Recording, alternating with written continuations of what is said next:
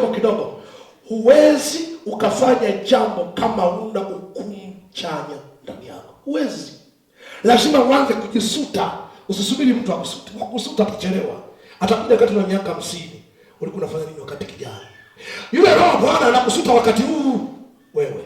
Hivi ni kweli mtu aliyookoka watoto wanakaa nyumbani hawana unga na umeokoka? Halafu umekaa kabisa chumbani kila siku. Mungu wa mbinguni, fungua milango. Sasa Mungu kishamuomba, si utoke sasa.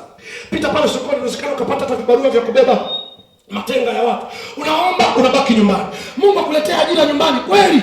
Acha kumsumbua roho Bwana jamani. Ukishaomba, mwambie Mungu, ndo natoka hivi. Nipatanishe na watu ambao watanipa ajira ili Mungu niingize mapato. Unaingia mtaani. Ukishafika mtaani, hatua zinaanza. Watu wa mataifa they mean it. Wakisema hiki nafanya, wanafanya. Watoto wa Mungu ni wavivu kuchukua hatua. Hatuna reasoning. Na hili ndio tatizo linalotusumbua sana watoto. Tusome andiko hili.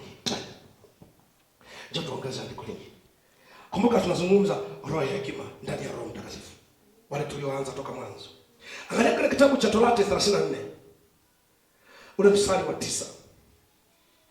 Torati 34 mstari wa 9.